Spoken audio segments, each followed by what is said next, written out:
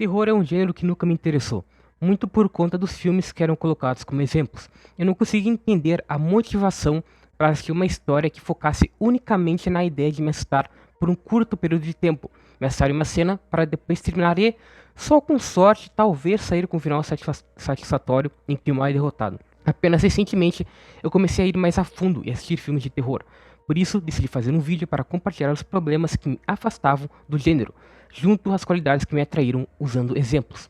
O primeiro exemplo que eu quero usar é Rua do Medo, 1978, a segunda parte de uma trilogia de filmes slasher, todos lançados em 2021.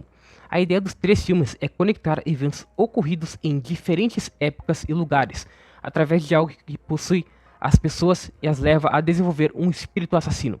Basicamente, aqui o Michael Myers é variável, não é uma figura específica e única. É aquele que estiver possuído.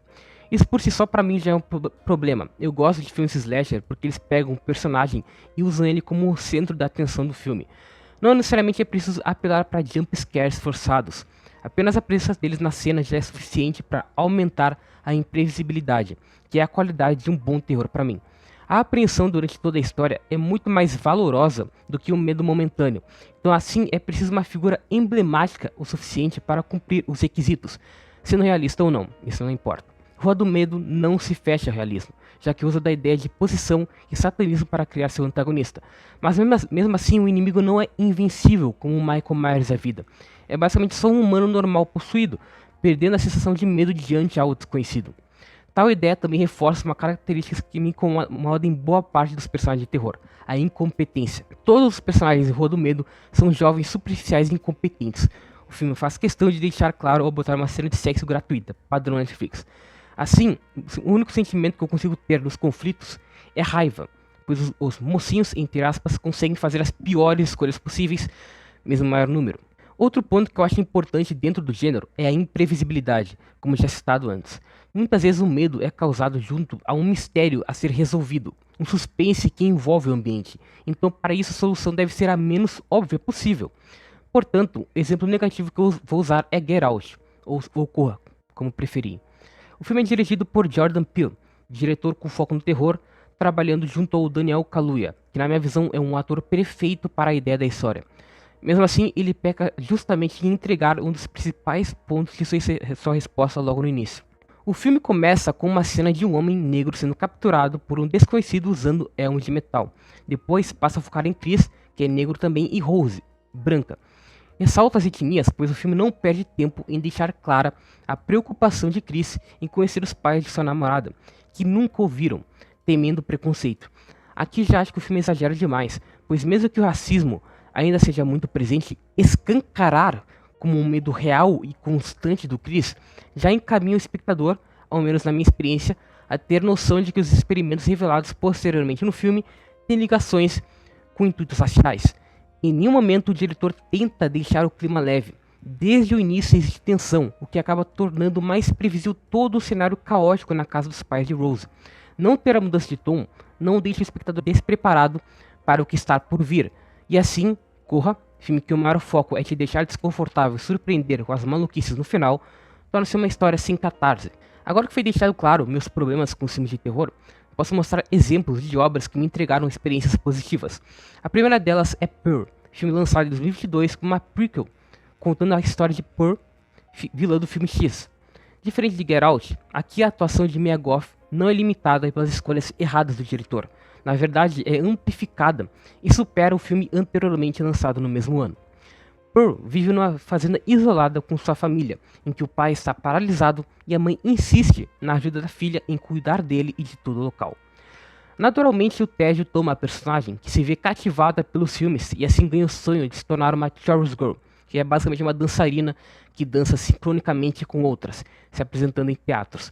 Pearl quer ser uma estrela, mas é claramente perturbada mentalmente. O filme destaca isso a partir do momento que ela dança e se masturba com um espantalho. Toda essa construção dos objetivos de Pearl, dos motivos para não ver felicidade no local em que vive e suas condições mentais, a preparam perfeitamente para ser a figura vilã desse slasher.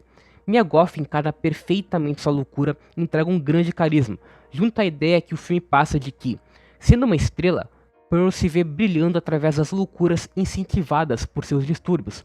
O seu senso de protagonismo a leva a cometer os assassinatos. Então aqui temos uma figura vilanesca que, mesmo sendo realista, por uma ótima construção de sua psique, compensa a falta do sentimento de invencibilidade e do desconhecido que eu citei lá no início. Pearl se torna aterrorizante por ter objetivos claros e nenhum limite para os atingir, nem discernimento do que faz.